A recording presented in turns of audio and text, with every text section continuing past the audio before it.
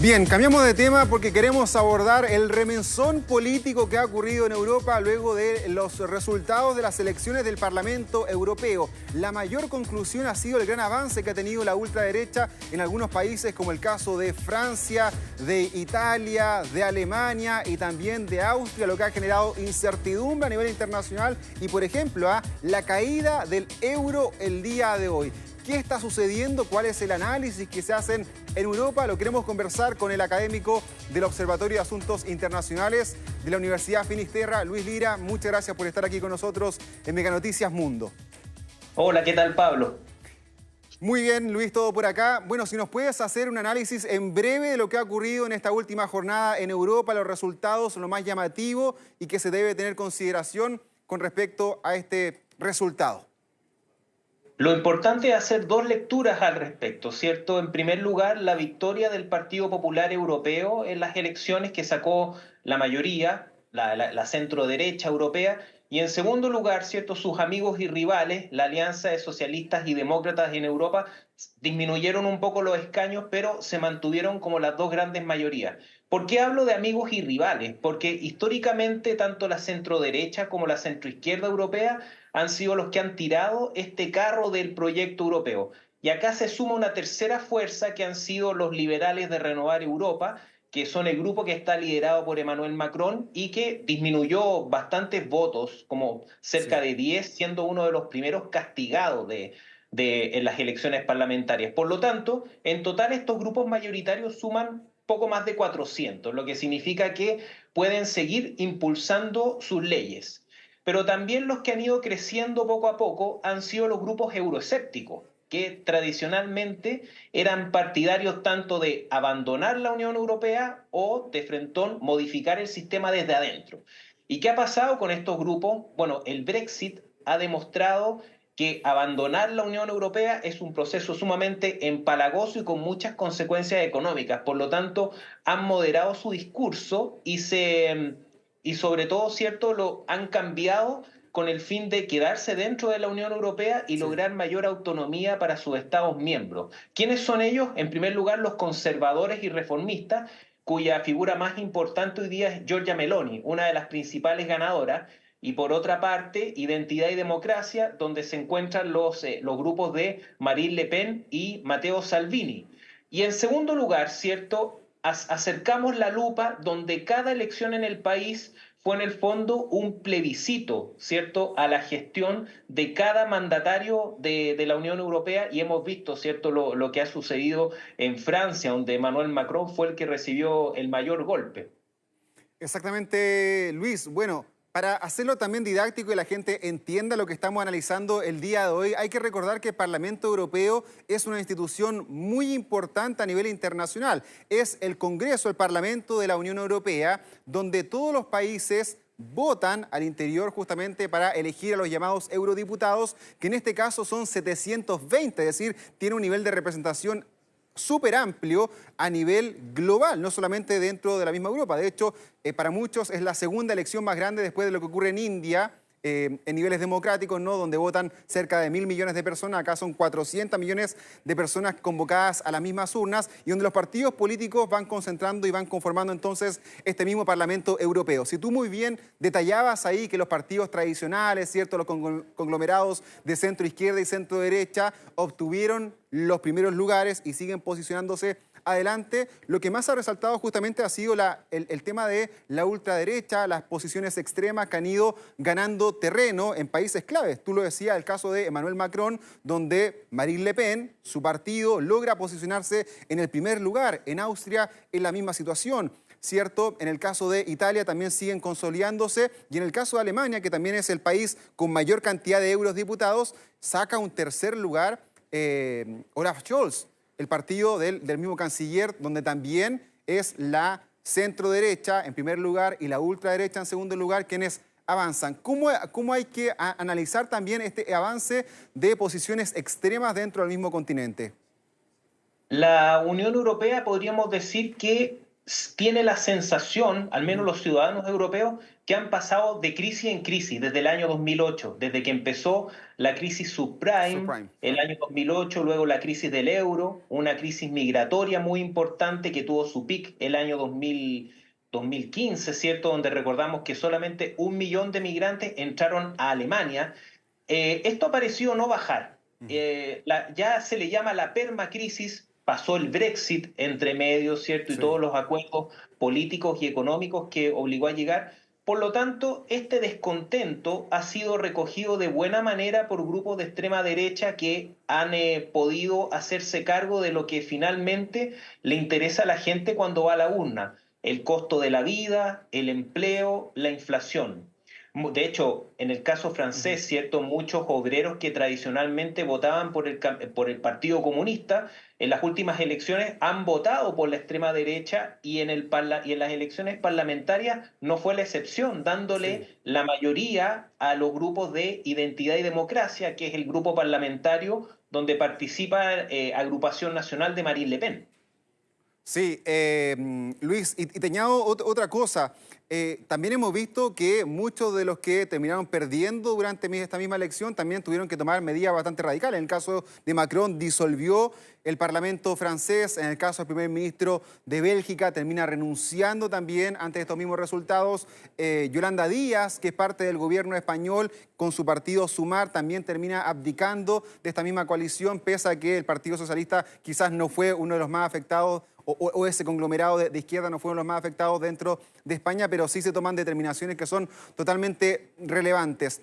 Quería preguntarte, Luis, si uno podría extrapolar el fenómeno que está ocurriendo en Europa también con América, porque aquí en nuestro continente hemos visto estas dos crisis, la migratoria, la económica, la de seguridad. Lo que está ocurriendo en ese continente, ¿podría evidenciarse también aquí en América, que aumenten los grupos, que se sigan fortaleciendo también los grupos de ultraderecha o ultraizquierda? Claro, vemos también cómo las posiciones más extremas de Europa pueden ir envalentonando, ¿cierto?, el crecimiento de otros grupos políticos.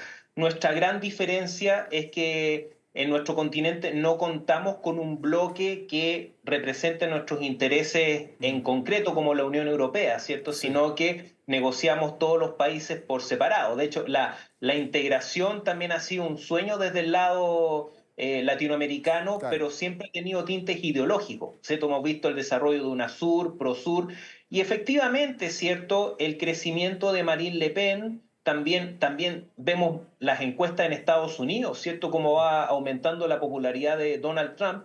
Puede ser que la balanza se vaya inclinando Sí. nuevamente hacia un espectro más hacia la derecha, y bueno, ya lo vemos en Argentina, ¿cierto?, el caso de Javier Milei, pero puede ser que este fenómeno siga creciendo a nivel continental, que en este momento nos encontramos dentro de la llamada marea rosa, en donde gran parte de los gobiernos de la región están en el espectro de la izquierda, unos más al centro, otros más a la izquierda, pero esto tiende a cambiar. Entonces, Sí. por supuesto que el fortalecimiento de una Marine Le Pen, el crecimiento de la alternativa para Alemania, que es la gran noticia que ha vivido ese país, pueden alimentar también que candidatos que compartan ciertas ideologías sigan desarrollándose acá en América Latina y que cambie como un péndulo. Sí. Mira, Luis, te quiero invitar a ti y a las personas que nos están mirando en estos momentos a escuchar la declaración del presidente de Francia, Emmanuel Macron, que para mí es uno de los grandes perdedores, ¿sabes? Porque está avanzando cada vez más la coalición de Marine Le Pen y yo no descartaría que en una próxima elección presidencial pudiese ser ella la nueva mandataria. Escuchemos lo que dijo Emmanuel Macron. Esta decisión es seria, dura, pero por sobre todo un acto de confianza en ustedes. Para mí, que siempre he considerado que Europa es unida, fuerte, independiente y buena para Francia, esta es una situación que no puedo superar. El ascenso de los nacionalistas, de los demagogos, es un peligro para nuestra nación, pero también para Europa. Bueno, además de la reacción política que vimos el día de hoy, Luis, también hubo reacciones económicas, el euro cayendo, muchas bolsas también en estos mismos países, también a la baja por los mismos resultados. Y uno podría preguntarse por qué. Claro, si la ultraderecha o la derecha en general siempre ha tenido más relación con temas como, por ejemplo, la misma economía, a lo mejor los mercados podrían haber presenciado o haber obtenido finalmente este resultado como algo positivo. Sin embargo, claro, aquí hay un punto importante que tú decías anteriormente. Muchos de estos líderes políticos son euroescépticos, no creen en la Unión Europea, no creen en el euro y por lo tanto, claro, comienzan a tambalear las bolsas de estos mismos países. ¿Tú crees que esto podría ser el inicio del fin de un bloque como la Unión Europea o crees que todavía es muy anticipado para obtener esa declaración? Yo creo que esa es la gran pregunta que nos vamos a hacer en los próximos años, ya que de momento en la teoría los proeuropeos, que es el Partido Popular, ¿cierto?, los socialistas y demócratas y Renovar Europa, tienen la mayoría para impulsar. Sin embargo, hemos visto que ya han tenido que acomodar algunas normativas para que tienen elementos de los grupos euroscépticos. Uno de estos ha sido el pacto migratorio, que empieza el nuevo pacto migratorio que se aplica a partir del año 2026, pero que toma elementos como la solicitud de asilo desde el país de origen, que era una medida que en un momento propuso Matteo Salvini. Por lo tanto, Europa, ¿cierto? Recordemos que se encuentra, la guerra está en la puerta de Europa, actualmente en Ucrania, eso puede seguir aumentando el costo de la vida, ya ha subido el costo de los alimentos. A modo de ejemplo, en Alemania tiene las cuentas de electricidad más altas de Europa, que las dejó ya en tiempos de Angela Merkel y no han podido bajar. Entonces, eso finalmente puede aumentar un descontento ciudadano y que quizás en este periodo parlamentario hasta el 2029 no haya tantos cambios sustanciales a nivel parlamentario, pero sí a nivel de gobierno. Y ahí vemos la conexión, esta bidireccionalidad que tienen los países miembros con la Unión Europea, en donde ellos han cedido su soberanía a esta autoridad en Bruselas y que a través del Parlamento se generan leyes que son aprobadas y cada país miembro debe adaptar su normativa a lo que se dicta desde Bruselas. Entonces, en la teoría, los partidos proeuropeos mantienen el poder, pero el crecimiento que tienen estos grupos extremos en los países puede hacer distintas negociaciones también y que vayan cambiando la perspectiva de distintos acuerdos. Sí. Ahora, ¿tú ves que este crecimiento que está teniendo la ultraderecha va a seguir siendo sostenido en el corto plazo, en próximas elecciones, tanto de los países como la Unión Europea? Porque también hay algunos analistas y también políticos que dicen que esto, obvio, hay que ponerle también una cierta perspectiva. Por ejemplo, en el caso de los países nórdicos, en Finlandia, en Suecia, en Dinamarca, la ultraderecha cae. Hay países que ni siquiera hay extrema derecha, como el caso de Irlanda, y en otros, como con partidos súper convocantes, como el caso de España, donde tenemos el partido Vox, ni siquiera pudo estar dentro de los 2 primeros lugares. ¿Tú crees que va a seguir habiendo un avance o crees que posiblemente los partidos más tradicionales de centro, izquierda y centro derecha van a seguir consolidándose ahí en el poder? Ahí hay que hacer seguimiento a los grupos euroescépticos, en el caso 2, los conservadores y reformistas e Identidad y Democracia. En el papel, los conservadores han demostrado ser más aplicados, presentando mayores proyectos de ley y además que hoy día Giorgia Meloni está en la cresta de la ola, ¿cierto? Ganó, se llevó la mayoría de votos en Italia. Sin embargo, Identidad y Democracia de Marine Le Pen y Matteo Salvini ha demostrado ser más efusivo en épocas de elecciones y ha bajado su participación. Por ejemplo, ahí el heredero de Marine Le Pen, Jordan Bardella, tiene muy poca participación a nivel parlamentario, por lo que hay que hacer un seguimiento de cuáles van a ser concretamente las medidas que ellos van a proponer en el Parlamento, o si no, es una mera campaña electoral. Ahora sí, donde puede tener consecuencias directas es en los países. Ahí vimos en el video, ¿cierto? Sí. La cara de Emmanuel Macron lo dice todo. Él decidió escuchar la voz de la ciudadanía y adelantó las elecciones en el país. ¿Qué pasa? Adelanta las elecciones parlamentarias en donde Francia tiene un sistema semipresidencial, en donde el poder ejecutivo, ¿cierto?, se comparte entre un presidente y un primer ministro. Y puede pasar que el primer ministro, que es el líder del partido que tiene las mayorías en el Parlamento, puede ser de un partido político distinto al del presidente. Eso se llama la cohabitación, y que ya se vivió en los 80 y 90, siendo las más famosas cuando François Mitterrand era presidente de Francia, socialista, ¿cierto? Y Jacques Chirac fue primer ministro de la centroderecha. ¿Qué pasaría si en esta elección, ¿cierto?, de junio y julio, la extrema derecha saca, o sea, Agrupación Nacional saca un número importante que incluso puede negociar e incluso proponer un primer ministro a Emmanuel Macron, lo que no aseguraría la permanencia de Gabriel Attal? Por lo tanto, puede darse en estas elecciones que la gente continúe este castigo que le dio al grupo de Macron y nombre más miembros del Parlamento partidario de Marine Le Pen que lo obliguen a nombrar un primer ministro de extrema derecha.